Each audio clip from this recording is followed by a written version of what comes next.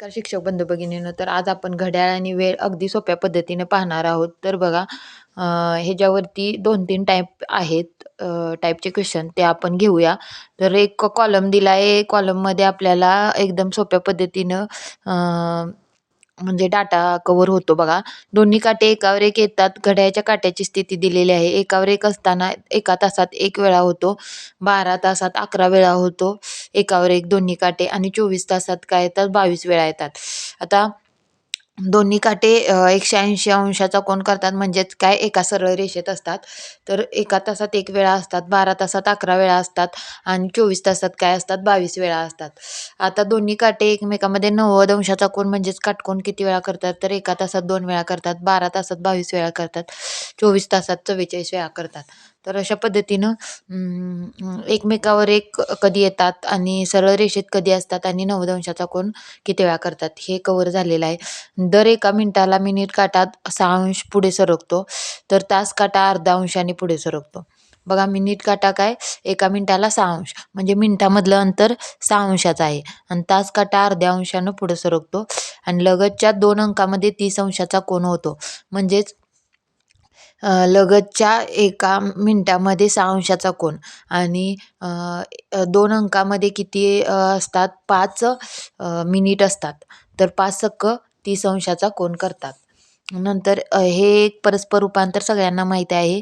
1 तास म्हणजे 60 मिनिटे, 1 मिनिटं म्हणजे 60 सेकंद, 1 तास म्हणजे 3600 सेकंद. आता हे पॉईंटमधलं आवर्जून लक्षात ठेवायचं आहे, कारण आपल्याला एक्झाम्पल डायरेक्टली सॉल्व करता आली पाहिजेत. 0.1 तास म्हणजेच 6 मिनिटं, 0.01 हॉवर म्हणजे 36 सेकंद. हे एवढं परस्पर रूपांतर करायचं. आता पहिल्या टाईपचं गणित आहे काय, तर तास काटा आणि मिनिट काटा यांच्यात किती वेळा काटकोन होतो असा एक प्रकारचा प्रश्न आहे. तर त्यामध्ये काय करायचं आहे आपल्याला, किती वाजल्यापासून किती वाजेपर्यंत ते किती तास होतात ते बघायचं आहे. आता दुपारी 12 वाजल्यापासून सायंकाळी 6 वाजेपर्यंत म्हणलेलं आहे. मिनिट काटा आणि तास काटा याच्यात किती वेळा काटकोन होईल. आता 12 वाजल्यापासून 6 वाजेपर्यंत किती तास होतात, तर 12 तास होतात. तर त्यामधून 12 तासात काय होतं, 1 तासात 1 वेळा होतो. एकावर एक काटे येतात, 1 तासात 1 वेळा. इथं आपण कॉलममध्ये घेतलेला आहे.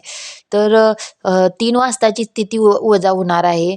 3 वाजताची स्थिती वजा झाल्यानंतर 12 वजा 1 म्हणजे 11 वेळा काय होतो काटकोन होतो. ही एक टाईप झाली. नंतर दुसरी एक टाईप आहे की किती वेळा मिनिट काटा तास काट्याला किती वेळा ओलांडेल. तर त्यावेळेला काय करायचं आहे, तर जे आहे त्याच्यामधलं अंतर काढायचं आहे. किती वाजल्यापासून किती वाजेपर्यंत, तर किती होतात, तर 6 तास होतात. इथं 1:30 वाजल्यापासून 7:30 वाजेपर्यंत विचारलेलं आहे. तर तास काट्याला किती वेळा ओलांडेल सांगितले. मग काय होतंय, तर 1 तासात 1 वेळा, 6 तासात काय होतंय, 6 तास होतात आणि काय 1 तासात 1 वेळेला होतं. म्हणजे 6 वजा 1 मिनिट काटा 1 तास 6 मिनिटात मिनिट काटा तास काट्याला 1 वेळा ओलांडतो, म्हणून 6 वजा 1 5 वेळा ओलांडेल. ही एक टाईप झाली. नंतर बघा,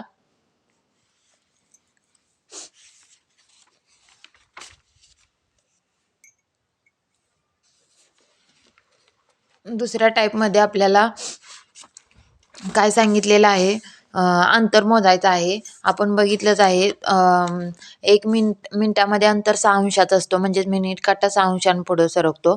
आता इथं विचारलेलं आहे घड्याळाच्या काट्यातील अंशात्मक अंतर. ह्या टाईपमध्ये काय बघायचं आहे बघा, 5 वाजून 10 मिनिटे झाली असताना घड्याळाचा मिनिट काटा तास काटा यांच्यातील अंशात्मक अंतर विचारलेलं आहे. तर हे अंशात्मक अंतर काढताना आपल्याला काय करायचं आहे पहा, दर मिनिटाला मिनिट काटा 6 अंशानं पुढे सरकतो आणि दर मिनिटाला तास काटा अर्ध्या अंशानं पुढे सरकतो. तर घड्याळाच्या 2 अंकामध्ये 30 अंशाचा कोन आहे आणि घड्याळात 5 वाजून 10 मिनिटे झालेली आहेत. तर 10 मिनिटाला तास काटा 5 अंशांनी पुढे सरकतो. तर आपण ते काय करायचं आहे, 2 ह्याच्यामध्ये बघा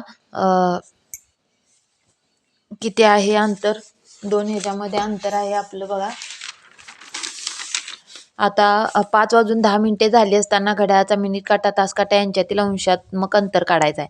आता इथं 12 आहे, इथं 10 मिनिटं म्हणजे 1 आणि 2 वर असणार आहे. 10 मिनिटं झालीत म्हणजे 2 वर असणार आहे आणि नंतर 3 आहे, 4 आहे आणि 5 आहे.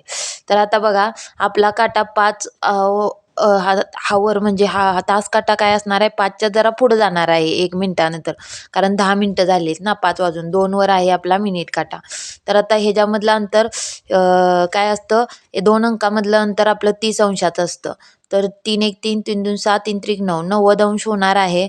आणि वरलं काय होणार आहे 6 अंश, म्हणजे 96 अंश होणार आहे. 1 मिनटं तर पुढं गेलेलं असेल, तर 96 अंश असणार आहे. पहिल्यामध्ये आपल्याला उत्तर 95 अंश आहे, म्हणून आपण फक्त ह्याच्यामध्ये 5 अंश घातलं का 95 डिग्री काय असणार आहे, आपलं अंशात्मक अंतर असणार आहे.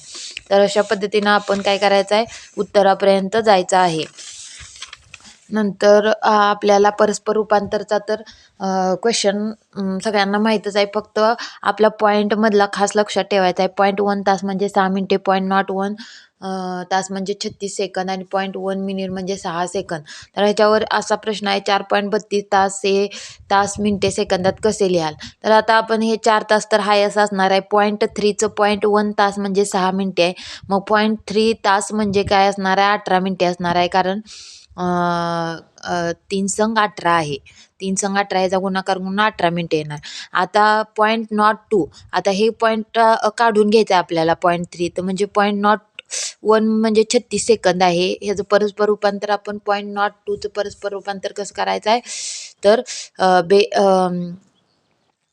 36 आहे, 36 दोन्ही 72 सेकंद होणार आहे. मग तेच उत्तर येणार आहे 4 तास 18 मिनिटं 72 सेकंद. म्हणजेच काय, तर आता इथं अजून आपलं काय केलं, 19 मिनिटं इकडं घेतलेलं आहे, 72 सेकंद इकडं घेतलेलं आहे, ह्याच्यातलं 1 मिनिट इकडं घेतलेलं आहे 60 सेकंद इथलं, आणि इथं फक्त 12 ठेवलेलं आहे. हे लक्षात येते का बघा, म्हणजे आन्सर आपलं कसं केलेलं आहे त्यांनी. तर इथं आहे आन्सर काढताना अजून आपल्याला काय करतात, जम्बलिंग करतात. 4 तास आहे, 4 तास आहे, 18 मिनिटं आहे आणि इथं 72 सेकंद आहे, 72 सेकंद. तर आता इथं काय केलं आहे आपल्याला, हे आपल्याला माहीत आहे 60 सेकंद इकडं घ्यायचं आहे आपल्याला, म्हणजे इकडं मिनिट एक वाढवला, 19 मिनिट केला आणि इथला 72मधनं 60 गेलं किती राहतात, म्हणजे एक सेकंद म्हणजे 60 मिनिटं माहीत आहे ना आपल्याला, 1 मिनिट म्हणजे 60 सेकंद माहीत आहे. मग तो मिनिटच आपण इकडे केला म्हणजे 19 मिनिट झालं. हे 4 तास हाय असं आहे, 19 मिनिट, आणि 72मधनं गेलं 6तून 1 12 सेकंद. हे आपलं उत्तर त्यांनी दिलेलं आहे. म्हणजे 4 तास 19 मिनिट आणि 12 सेकंद हे उत्तर आलेलं आहे. तर अशा पद्धतीनं घड्याळावरले कव्हर केलेले आहेत आपण